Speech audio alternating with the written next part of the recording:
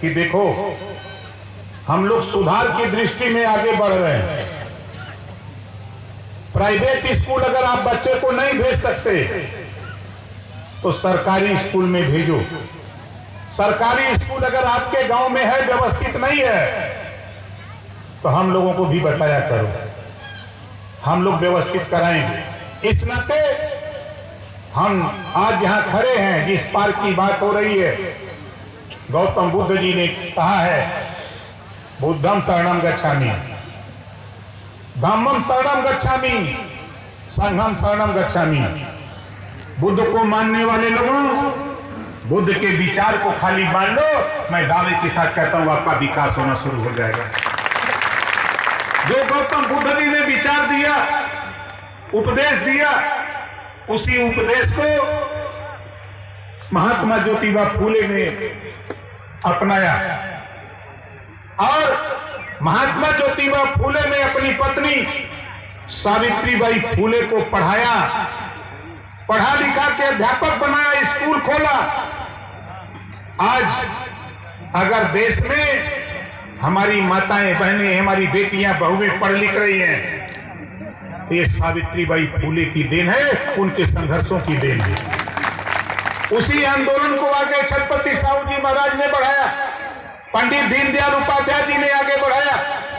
उसी लड़ाई को, सबके विचारों को समायोजित संविधान में बाबा साहब डॉक्टर अम्बेडकर जी ने अपना दिया, समायोजित कर दिया। संविधान में पहले पन्ने पर जो बात गौतम बुद्ध जी ने कहा था, समता, स्वतंत्रता, बंधुत्व और न्याय, उसी बात को बाबा साहब डॉक्टर अम्बेडकर जी ने संविधान में लिख दिया पहले पन्ने पर कि समता, स्वतंत्रता, बंधुत्व और न्याय पर आधारित भारतीय संविधान। और बाबा साहब डॉक्टर अम्बेडकर जी ने हमको आपको वो पावर दिया है। हमारे बीच में आपके विधायक बैठे हैं, खड़ा हो जाइए भाई विधायक जी, जोरदार ताली बजा के स्वागत करें। बाबा साहब डॉक्टर अम्बेडकर जी संविधान में हमको आपको पावर नहीं दिया होता, आज ये विधायक नहीं बनते, हम भी विधायक नहीं बनते, हम भी आपके बीच में भाषण देने नहीं आते। वो पावर है साथियों, वोट का पावर है। ये वोट आपको बेहतर शिक्षा, ये वोट आपको रोजगार, आपको नौकरी, आपको बेहतर जीवन जीने का मौका ये वोट देता है।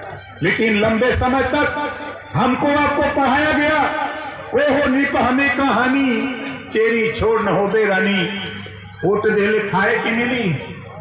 अपने दिल पर हाथ रख के सोचा, अब चुनाव आ जाई, डेढ़ साल के बाद चुनाव आ जाई, तो नेता लोग लड़ा वाला दारू बांटे लगे सर। जब चुनाव आ जाई तो नेताजी लोग लड़ा वाले दारू बांटे लगी, पैसा बांटे लगी, मुर्गा बांटे लगी, दारू पिला के मुर्गा खिला के। साथियों, आपका कीमती वोट, आपकी ताकत, आपकी ऊर्जा जब वोट रूपी ले लेता है वो नेता, तो 5 साल को मुर्गा बना के घुमाता है। इस नाते आपको सावधान करता है ओम प्रकाश राजभर कि अपने वोट की कीमत सोचो। जो अपने वोट की सुरक्षा कर लेता है वो अपनी मां बहन की भी सुरक्षा कर लेता है। जो अपने वोट को बेच देता है दारू मुर्गा पर, वो कभी अपने मां बहन की भी सुरक्षा नहीं कर सकता। इस नाते अपने वोट की कीमत को समझो। आज ओम प्रकाश राजभर को देखो, हमने उत्तर प्रदेश के 28 जिलों में गांव गांव घूम करके अलग जगाया, थोड़े से लोगों को संगठित किया और संगठन का नतीजा आपको बता दूं साथी, देश की राजनीति में खड़ा हो गया। देश की राजनीति को छोड़ दो, दुनिया की समाचार agency British broadcasting corporation of London, जिसको आप बीबीसी लंदन कहते हो, बीबीसी लंदन को मजबूर कर दिया। जिस महाराजा सुहेलदेव जी को कोई जानता नहीं था, आज बीबीसी लंदन से दुनिया की समाचार एजेंसी प्रचारित करती है। ये आपके संगठन के बल पर हुआ। आज हमको आपको जानकारी नहीं, लेकिन जब भी यूपी का कोई नेता दिल्ली जाता है, कोई नेता जाता है, चाहे हमारे डिप्टी सीएम दोनों में से कोई जाए, चाहे हमारे केंद्रीय मंत्री जाए, चाहे सांसद जाए, जब वहां कोई जाता है तो वार्ता के बीच में प्रधानमंत्री जी जरूर पूछते हैं कि बताओ भाई राजभर जी का क्या हाल है। क्यों पूछते हैं? वो जानते हैं कि राजभर गरीबों की लड़ाई लड़ता है, पिछड़े दलित अल्पसंख्यक की बात करता है, उपेक्षित लोगों की, वंचित की बात करता है। अगर उसके साथ अन्याय होगा, वंचितों के साथ अन्याय होगा, तो ओम प्रकाश राजभर जब गुस्सा होता है तो फिर किसी को नहीं समझता है। हमारे लिए सत्ता नहीं, हमारे लिए आप महत्वपूर्ण हो, हमारे लिए सत्ता नहीं। पिछली बार आपने देखा प्रधान के पद से इस्तीफा कोई नहीं दे सकता चुनने के बाद, लेकिन ओम प्रकाश राजभर मिनिस्टर बना। जब हमको लगा कि हम आपकी मदद नहीं कर सकते, तो मंत्रिमंडल से रिजाइन देकर के ओम प्रकाश राजभर लौट के चला गया। हमारे बहुत से नेताओं ने कहा आपने गलती किया, हमने कहा सही किया, हम घबराओ नहीं। अगर उस समय रिजाइन नहीं दिया होता, आज जीरो पॉवर्टी की स्कीम मुख्यमंत्री से दस्तखत नहीं कराया होता।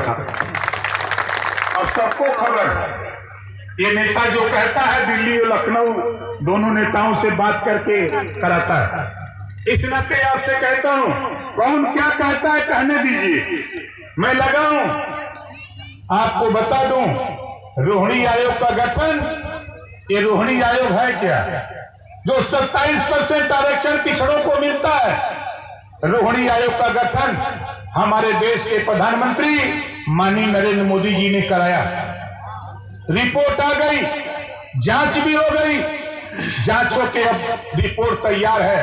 अब 27% आरक्षण पूरे देश में बांट करके देने की तैयारी हो रही है। अब लुटेरा जो तेरा हक लूटता था सबसे ज्यादा परेशान है कि अगर आरक्षण में बंटवारा हो जाएगा तब तो हम लूट नहीं पाएंगे। इस नाते लुटेरा बहुत परेशान है कि ओम प्रकाश राजभर तो गड़बड़ कर रहा है। ये मोदी जी से क्यों बार बार कहता है, योगी जी से क्यों बार बार कहता है? बंटवारा तो मैं पिछली सरकार में ही करा दिया था, यूपी में सामाजिक न्याय समिति